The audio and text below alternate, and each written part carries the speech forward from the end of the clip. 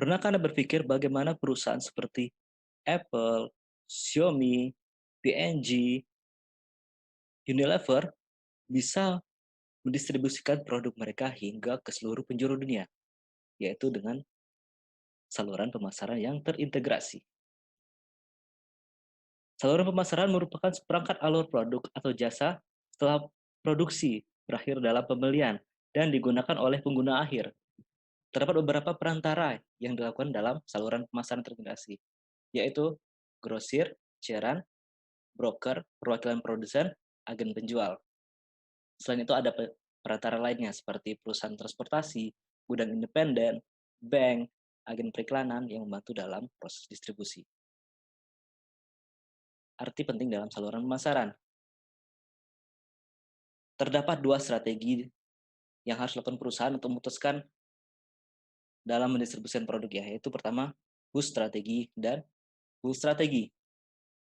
Push strategi atau strategi dorong, yaitu tenaga penjual dan promosi yang berguna untuk membujuk perantara menerima, mempromosikan, dan menjual produk tersebut kepada pengguna akhir. Dan strategi tarik, yaitu pull strategi, yaitu iklan dan promosi untuk membujuk konsumen bertanya kepada perantara tentang produk tersebut. Dengan demikian dapat membujuk perantara untuk memesannya. Perkembangan dalam saluran pemasaran.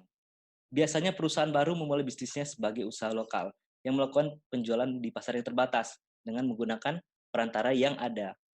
Jika berhasil, perusahaan tersebut mungkin akan menambah cabang-cabangnya yang baru. Perusahaan harus berpikir tentang pasar sasarannya dan kemudian merancang rantai pasokan setelah itu. Pandangan ini disebut perancangan rantai nilai permintaan. Pendekatan manajemen rantai permintaan mendorong permintaan melalui sistem dan menemukan apa yang dicari konsumen, bukan produsen dapat dengan efektif dan efisien dalam melakukan penjualan dengan menggunakan perantara. Perantara membuat barang tersedia secara luas dan dapat diakses oleh pasar sasaran dan menawarkan pencapaian yang lebih besar daripada pencapaian yang dilakukan oleh perusahaan itu sendiri jika dilakukan dengan sendiri-sendiri. Ada 9 elemen dalam fungsi dan arus saluran pemasaran, itu informasi, pengumpulan dan penyebaran informasi riset pemasaran mengenai pelanggan, pesaing, dan kekuatan lain yang ada saat ini maupun yang potensial dalam lingkungan pemasaran. Selanjutnya adalah promosi, pengembangan dan penyebaran komunikasi persuasif yang dirancang untuk menarik pelanggan pada penawaran perusahaan. Ketiga adalah negosiasi, usaha untuk mencapai persetujuan akhir mengenai harga dan syarat lain sehingga transfer kepemilikan dapat dilakukan. Yang keempat adalah pemesanan, komunikasi dari para anggota saluran pemasaran ke produsen mengenai minat untuk membeli. Yang selanjutnya adalah pembiayaan, perolehan dan pengalokasian dana yang dibutuhkan untuk membiayai pemasaran. Yang selanjutnya adalah pengambilan risiko atau risk taking, penanggungan risiko yang berhubungan dengan pelaksanaan fungsi saluran pemasaran tersebut. Selanjutnya adalah distribusi fisik, kesinambungan penyampaian dan pergerakan produk fisik dan bahan mentah sampai ke pelanggan akhir. Selanjutnya adalah pembayaran dan hak milik. Pembeli membayar tagihannya ke penjual melalui bank atau institusi keuangan lainnya. Hak milik yaitu transfer kepemilikan dari suatu organisasi ke orang atau organisasi atau orang ke orang.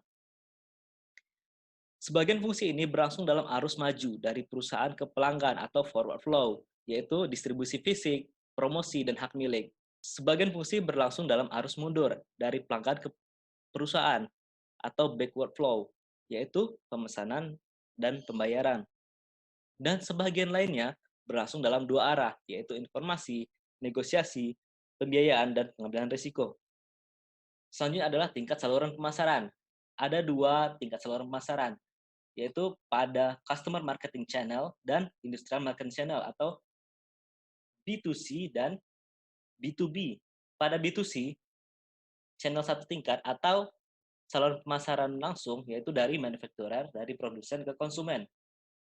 Pemasaran tingkat dua, yaitu dari produsen ke retailer, kemudian baru distribusikan ke konsumen. Saluran tiga tingkat, yaitu dari produsen ke pedagang besar, kemudian ke retailer, baru ke konsumen.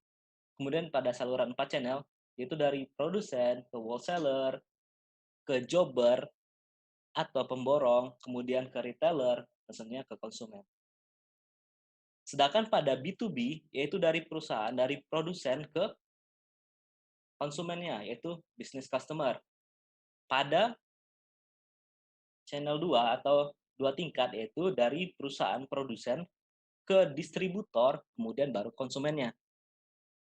Kemudian dari saluran pemasaran tingkat 3, yaitu channel 3 dari produsen, kemudian didistribusikan ke business representative dan sales branch atau perwakilan pabrik atau cabang penjualan, baru langsung ke konsumen. Dan kemudian saluran pemasaran 4 yaitu dari produsen, dari perusahaan ke perwakilan pabrik atau cabang penjualannya, kemudian didistribusikan kepada distributor, baru didistribusikan ke konsumen.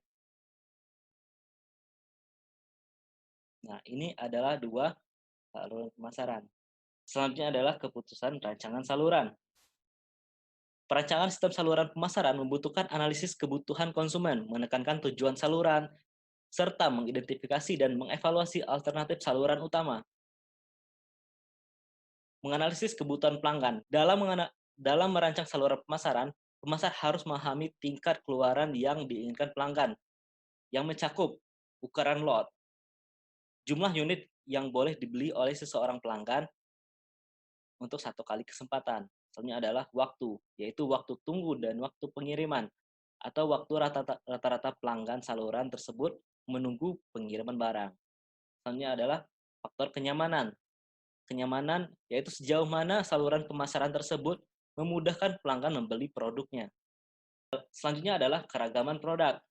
Banyaknya jenis yang disediakan saluran pemasaran. Dan terakhir adalah dukungan layanan. Layanan tambahan seperti kredit, pengiriman, pemasangan, dan perbaikan yang disediakan oleh perusahaan. Selanjutnya adalah menetapkan tujuan saluran.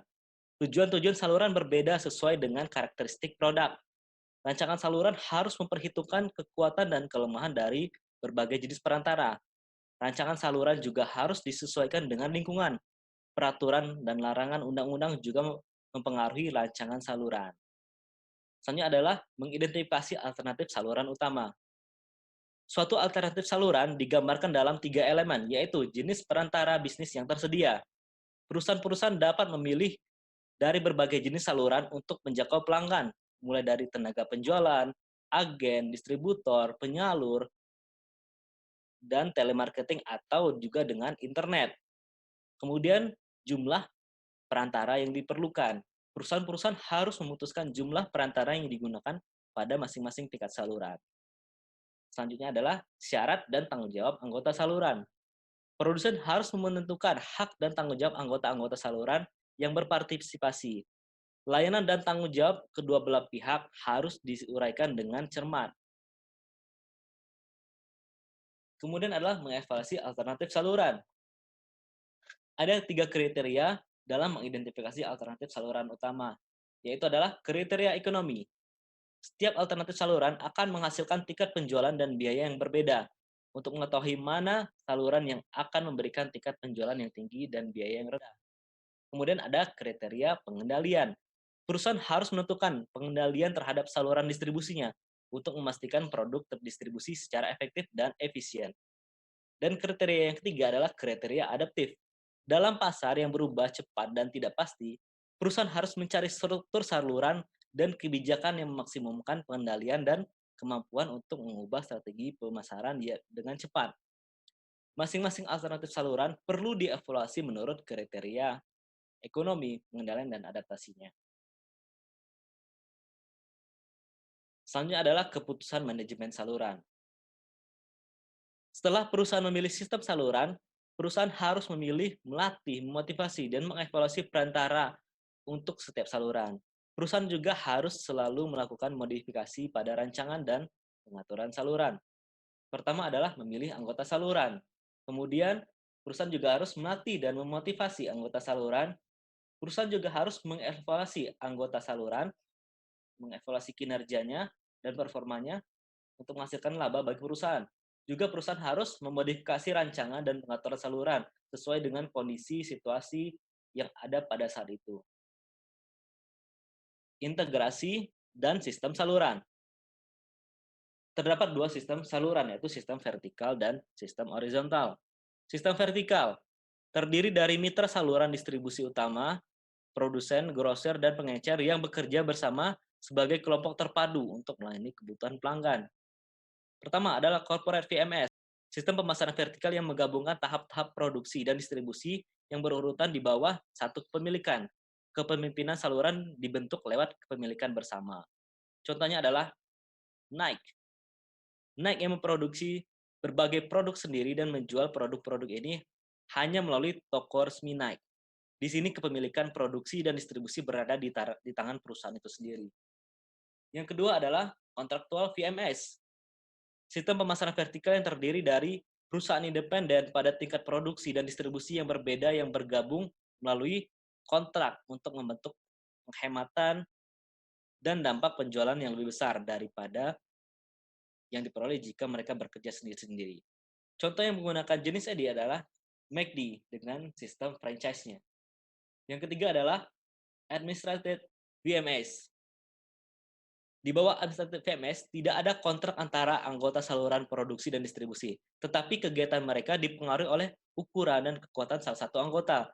Sederhananya, setiap anggota saluran yang kuat dan berpengaruh mendominasi kegiatan anggota saluran lainnya, misalnya PNG. Memerintahkan pengecar dalam hal tampilan, ruang rak, kebijakan harga, dan skema promosi.